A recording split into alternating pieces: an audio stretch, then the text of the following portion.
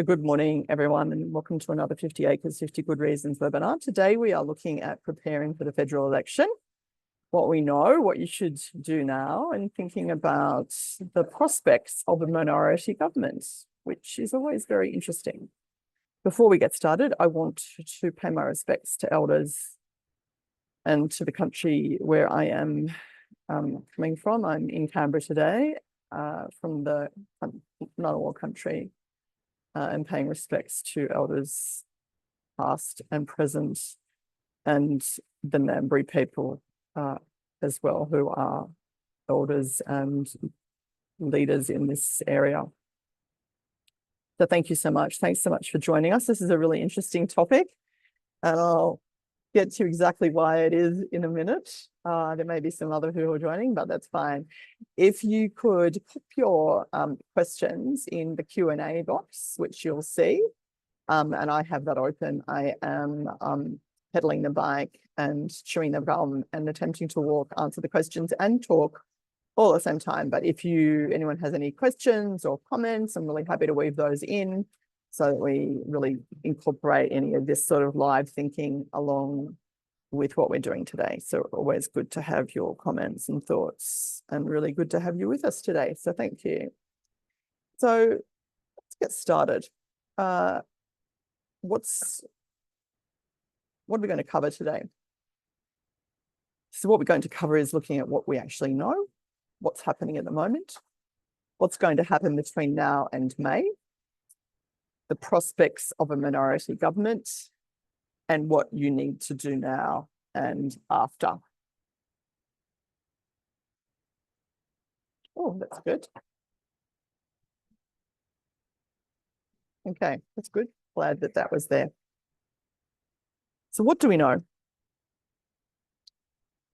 Right now, we know for sure that we have to have a federal election between now and the end of May 2025. Now, for some, that's close. For others, it's a way away. And there's lots of things happening between now and then. Let's just go through some of them. What else is happening? Well, we've got 3 sitting weeks left this year. We have a really intense pre-election environment, which is, not going to get any quieter. It's not going to get any more or less. Sorry, it's not going to get any less interesting than it is at the moment. So I'm just trying to get the Q&A box up on the screen, which I can't see at the moment. So give me 1 second. Okay, I now have it, but you can't see the screen in the way you did, but I think at least I can see your Q&As. So, Labor has been announcing a raft of policy spending and legislative initiatives, and also has committed some own goals. Read the recent announcement on the census, where they backflipped twice in the space of about 10 days. That didn't really achieve anything other than probably, losing votes across a whole raft of different communities.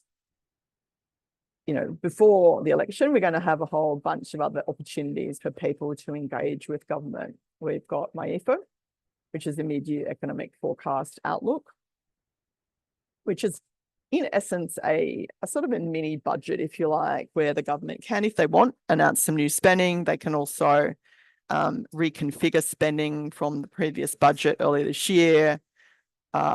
What they have said internally is that, from the government's perspective, they've been talking about this internally. This is what has been leaked and talked about, is that there is no new spending. Any new initiatives have to come out of existing commitments, which means if something new comes in, something has to go.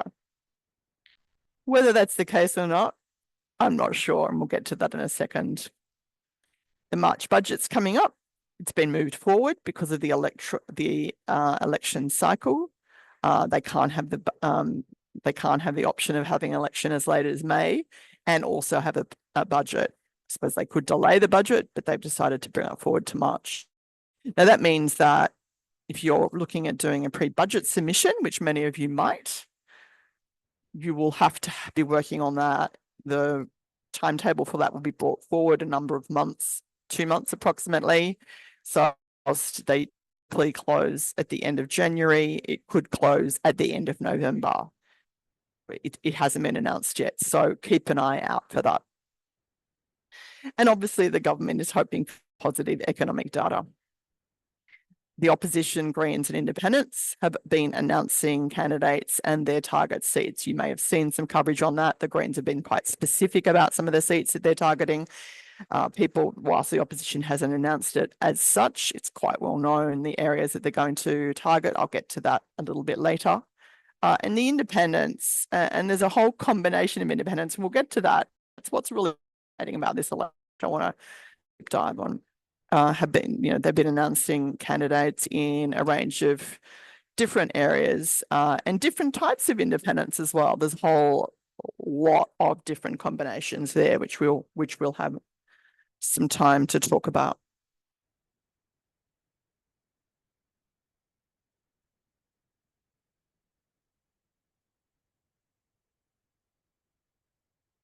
So what's going to happen now between now and May? Let's look at that timing wise. So, as an election focuses the mind of the electorate, obviously, but it always focuses the mind of candidates and political parties. What's really interesting is a communications agency that works in government and government engagement. What's really interesting for us is that I've had probably about 6 different groups, parties, new parties, independents who wouldn't say who they were, approach us quietly to see whether we could, run their election campaign. I would not do that. I don't run election campaigns for anyone. For those of you who know me, I'm a former Labor advisor, so you can probably guess how I probably vote, but I don't run election campaigns for political parties. But what's really interesting is that the number of people has really increased. I think that tells me something. It tells me what we are seeing electorally is that there is in the time for independence has come, and we may never see a landscape like we perhaps in previous decades. Again, we'll get to that in a minute. Polling is scrutinized heavily. Mistakes are amplified. Look at the mistakes that were made recently in terms of the census. That was a bad old own goal. It was a foot in the mouth moment. Hope placed on policy spending and legislative announcements. The government's been making a number of those. I'll just get to that in 1 second. As you can see, read further down on the slide, but panic setting in. And I think that's probably one of the reasons why the government's making mistakes like it did around the census. It was, reading inaccurately what they thought the opposition might do on that issue, inappropriately, hit sort of a knee-jerk reaction and did something that they probably regret. Parties increasingly run out of time. They're pushed into corners and that panic increases. The pace ramps up, money is found for spending announcements where previously they were told that there was none. Give you an example of domestic violence. Some months ago, there's always constantly news and report and women and people being murdered by intimate partners and close family members, etc. And domestic violence is not abating. We know that it's increasing. And at that time, when there was the national marches, there was a great commitment from government to do something. There was a sort of a rapprochement, if you like. But then in the budget this year, it was off the agenda. There was actual commitment made. But then a week or two ago, the National Cabinet met and there was billions of dollars put on the table. Now, I dare say that that's probably a response to responses on what you call the doorstep, where people are going to, politicians are engaging with the community and they're saying not enough is being done, polling, and also the data in terms of what's happening. Ideas are becoming very quickly. Look at the social media restrictions. I was in Parliament the day that was announced. I dare say that was probably cobbled together pretty quickly. It's a sort of, we don't want to see the fire in that corner. So let's sort of, let off some streamers and party poppers in another corner because we don't want to see the problems that are over there. We want to distract you. Now, they put together, I was, at an event, Prime Minister, not many before he then went back to the Prime Minister's courtyard and made the announcement about the social media restrictions. A lot of people are saying that they can't be done. It's not technically possible, all these things, but it makes for a good, strong announcement, which can play for some months in many different ways and have a number of communities come on side. They would have heavily polled that. They would have thought about it, even if it can't necessarily be done. They're introducing the legislation in November, they say, and it's going to then go off to committee. It will not be cannot be legislated between now and the election. So it's one of those examples of a convenient announcement, which is a good announceable, if you like. It makes headlines, it wins brownie points, but it isn't necessarily good policy or perfect policy. But there are some problems that remain intractable and exploitable. For example, by exploitable, I mean by other third-party interests or the opposition or other parties, such as gambling reform. Andrew Wilkie's always been very strong on this, as is the opposition who's taking position. Don't necessarily have to take a strong position because there's a lot of third-party interests who are already talking about their view, and this debate is playing out in the public without the opposition really saying a lot about that issue, for example.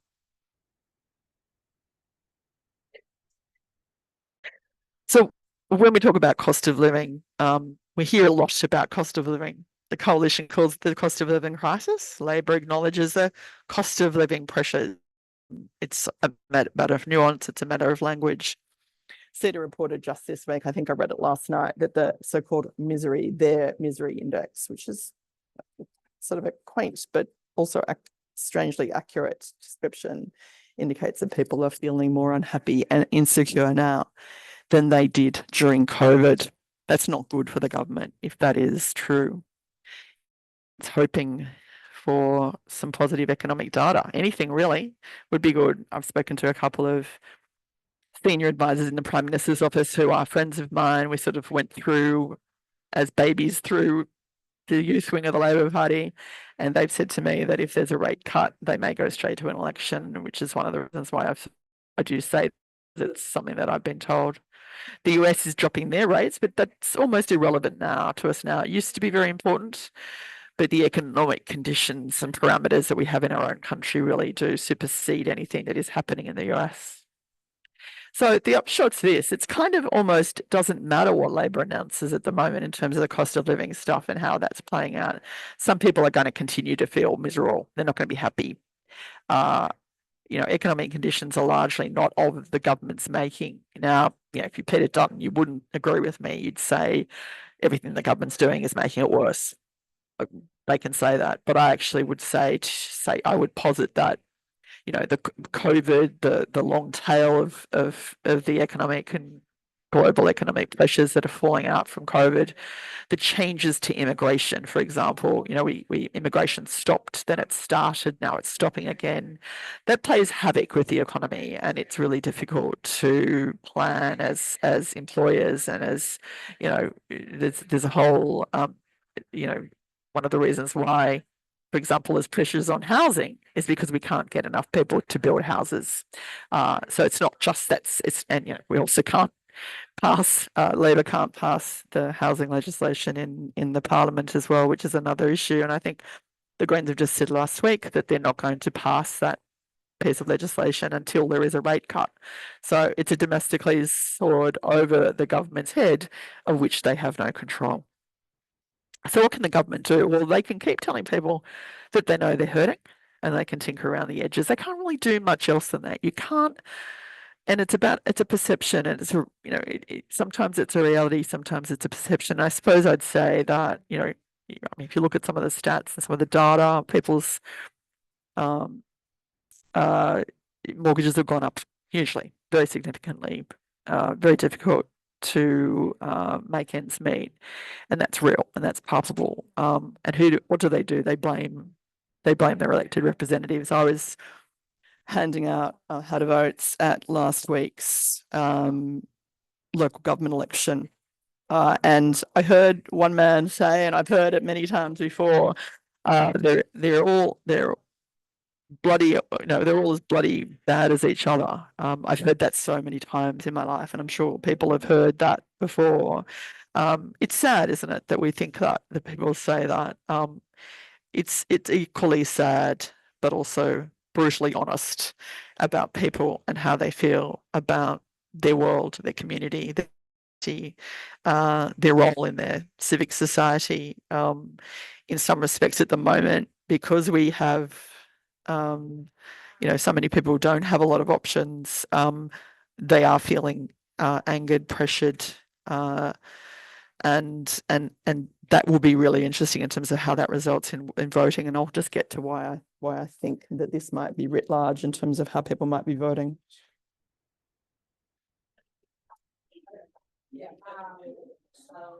So what are some of the other pressures? Well, politics has changed. We all know that. This election might see Australia's political landscape change permanently. If you haven't already read Nikki Sawar, who was a previous correspondent with both News Limited and now is a occasional correspondent with Fairfax Now 9, she gave a recent speech, and then she wrote a piece that appeared in the 9 papers where she asserted something like that, and this is not verbatim, but that it's not legislated that we will continue to be governed by majority parties. That's so true. It's not in legislation that we have a 2-party system. We used to, sort of, but we don't, I don't think, anymore. And let me just get to that. The government's under pressure in a multi-pincer situation. Typically you have 2 pincers. Now I reckon you have more like 3 or 4.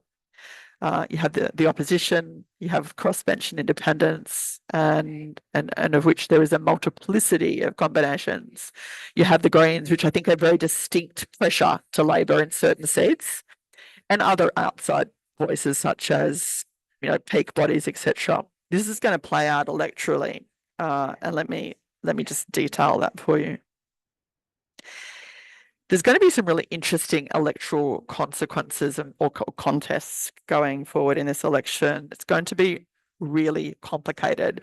I'm an election nerd. I watched the Northern Territory results a few weeks ago from the start to the finish. I turned on for the British election results before they even announced anything on BBC.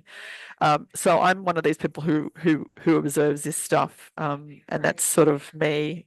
But it is going to be really interesting. It's been a long while since we've had rigid 2-party contest. Typically when independents win a federal seat in Australia, they have a really red hot go at keeping the seat for a long time. If you think about people like Andrew Wilkie in Tasmania, Helen Haines in Victoria, Rebecca Sharkey in South Australia, Bob Katter in Queensland, Adam Bandt in Melbourne, they've taken their seats. They've held them. In Helen Haines's situation, she inherited the seat from Cathy McGowan. So, we've got a long history of once solid, credible, genuine local candidates come forward, they often will hold their seats for some time. So there's not only going to be coalition Labor contests, but also Greens Labor, the Muslim vote Labor as well. And we'll talk about that in a second.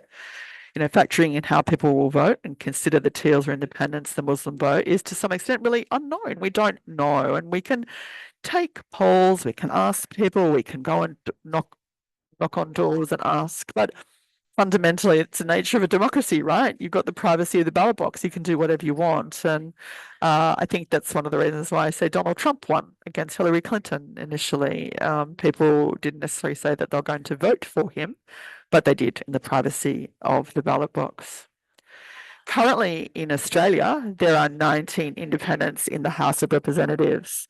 There may, and I think there will probably be a few more after this election, and we'll go through why that is the case and why I think that is the case.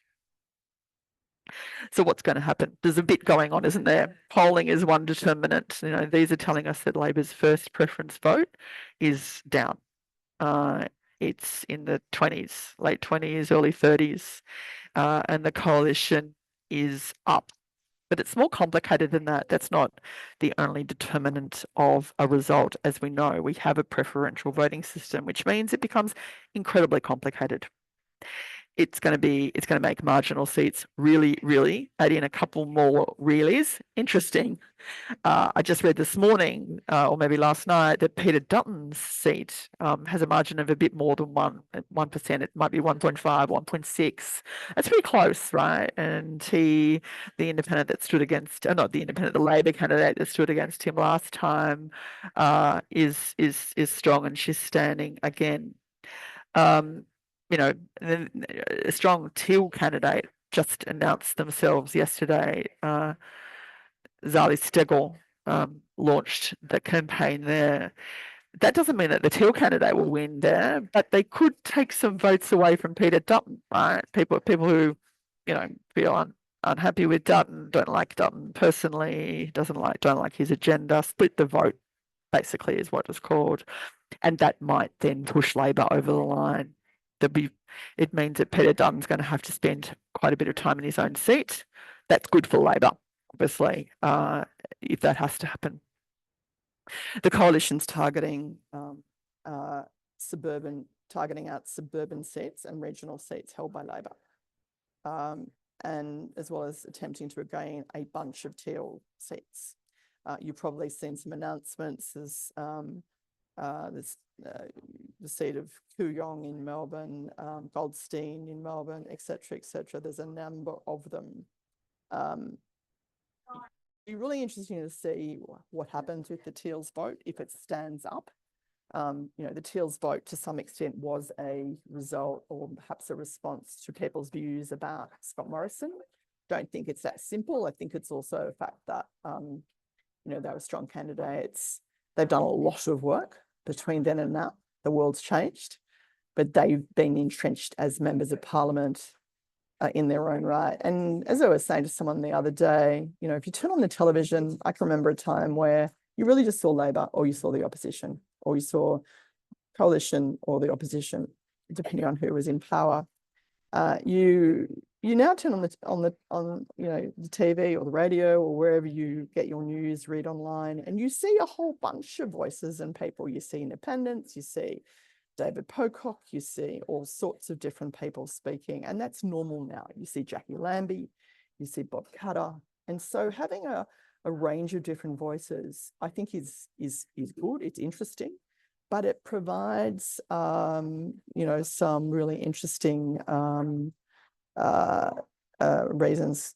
Someone's just put their hands up. I'm not sure why. Sorry, Kathy, I think it was.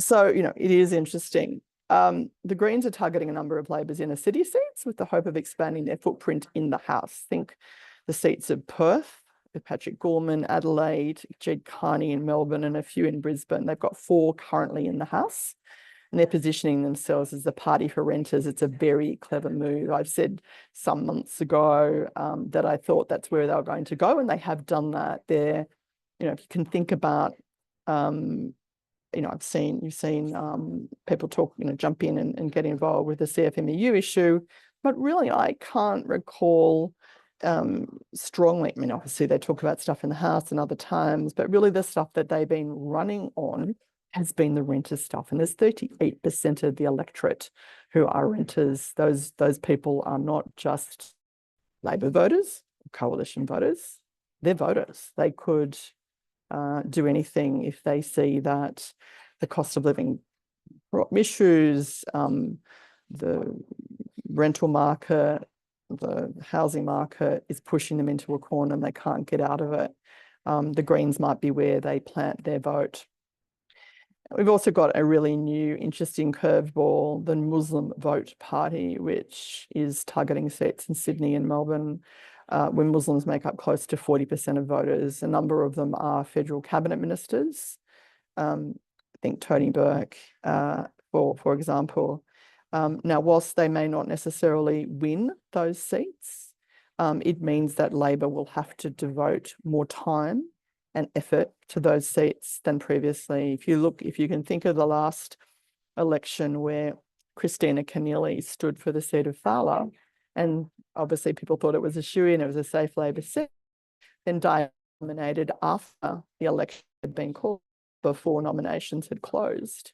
She had a 28% swing to her. She'll retain that seat. She's a local person. She's a Vietnamese a refugee and in a community which is very multicultural. I expect she will retain that seat, and it will be very interesting to see what impact a party like the Muslim Vote might have. If anyone was watching the British elections, 5 safe Labor seats went to Muslim candidates in the UK. Another 2 almost fell. Obviously, over there they have a first past the post system, so it's a little bit more sort of black and white, if you want to say, but nonetheless, anything can happen when you look at different results over the last few elections, and indeed any elections. Voters can do what they want. It's the nature of an election.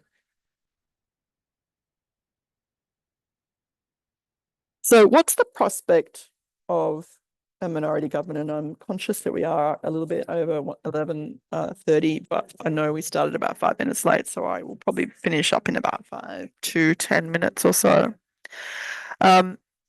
What is the prospect of a minority government? It's something that I've been talking about for a while now.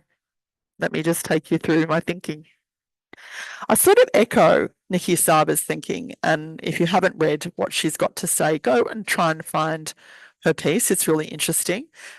She says it in a lot more sophisticated way than I have, but I think it's she sort of takes it to a higher level in terms of theorizing about the nature of two-party systems. We never know. We never ever know what the results of election. That's why we have it. That's why we have voting, right? But looking at the polls and the complexity of the contest, it's a reasonable likelihood that we'll have a minority government. Well, why do I say that? I think it's going to be difficult for the coalition to regain enough seats to form either a majority government or even a minority government. They've got to get a lot of seats back from Labor and the Teals. So they're fighting, campaigns in lots of different places, as is Labor. We need to wait for that, obviously. The US election may have an impact. We'll need to wait for that. I've been watching a lot of CNN over the last few weeks, and there was someone on CNN yesterday who said there's been some really crazy stuff happening in the US. It was Bill Clinton's guy, this sort of wacky looking guy that's bald and wears a t-shirt all the time. He said it's been a lot of wacky stuff happening, and I reckon something else wacky is going to happen. I can't say what it's going to be, but it's going to be something else happen, and that's probably true. But it's a crazy election, but it is so close over there, and it is so complicated. Turn on and have a watch of, listen to CNN, go and watch Pod Save America or tune in. It's really interesting. For the coalition to win a majority government, they require a uniform swing to them from Labor of 7%. Right? That's hard to get. That's not impossible. Nothing's ever impossible. But it's difficult given the strength of independents, Teals and the Greens and the complexity of our preferential system. So a word about polling, and I just mentioned Pod Save America where they're really obsessing about polls. There's so many of them. There's a poll of polls every few days. But it's largely a 2-horse race over there, and it becomes much more complicated here now for the reasons I've talked to, preferential voting, and all of those things, the complexity of the fact that we have so many different independents already in place and other parties that are making a march. So Polls are a sample of a fraction of the population at one moment in time. They are often wrong. You think about Bill Shorten election, the Hillary Clinton election, polls got it dramatically wrong. Even the predictions of the Biden-Trump contest are out. The last federal election was really hard to predict. It's why we vote. It's why we have a democracy. We never know. They all do something different, the polls. Resolve returns the same sample and tracks them. YouGov, I think, is the most authoritative because of the complexity of how they poll. They take in a whole lot of other data into consideration when they're making assertions. Polls that look at marginals with larger samples can be really instructive. So I'd suggest having a watch of those. So how might a minority government happen? Well, obviously forming government. If it's close, the Governor General will ask the major party with the most seats to form a government. It's going to be Labor or Coalition. That can take some time. It took Julia Gillard close to 3 weeks to negotiate support from the crossbench in the lower house before she could form government. You might remember that. And the crossbench MPs in the House, not necessarily all of them, will agree to support one or two, to support one of the two major parties. They only need enough. They don't need all of them, right? They need some to get them over the halfway mark. They don't need all of them. What does that mean? They guarantee supply and they guarantee not moving frivolous motions of no confidence in the House.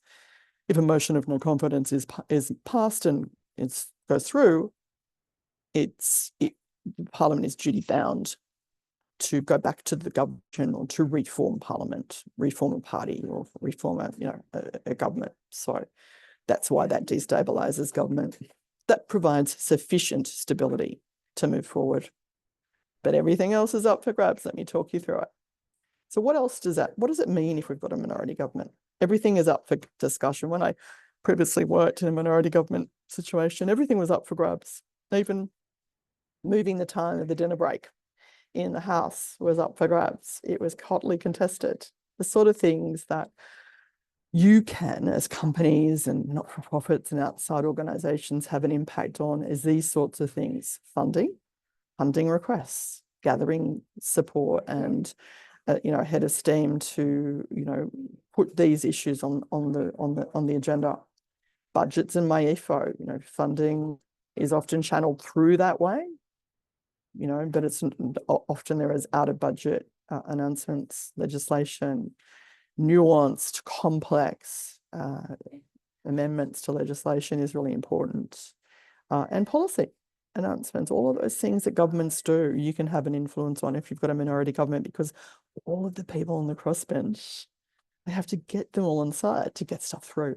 Right? It becomes really complicated. It's like the Senate, but it's worse. So you've got two houses being really, really, really complicated. So think about the other options too. And there's other options, obviously. We've got an election, anything can happen. It could be a coalition outright victory. As I've said before, I think that's less likely, but it's possible. Outright Labor victory, I think that's probably unlikely. And some sort of stalemate, which will take a while to play out. It's so close that, it takes a long time for the crossbench to decide who they're going to support, and they're split, for example. We may go back to the polls. I think that's really unlikely, but it's a possibility. So what do you need to do now and after the election? Obviously, that's really important. And we're just about to wrap up, everyone. So we will put these slides and this record just for everyone's to watch it over and over whenever you like. Obviously, it's important to prepare now to ensure that your company or organisation is ready for any result. That means getting briefed, getting across who the candidates are, getting across the policies of the major parties, getting across particularly the people on the crossbench and the likely new people on the crossbench. You can't predict who's going to be the new players in the House, but as soon as we know, really get across it. determine your election budget asks. So your election and your budget asks, work on your pre-budget submission, get in front of people, hold events and position yourself for the election.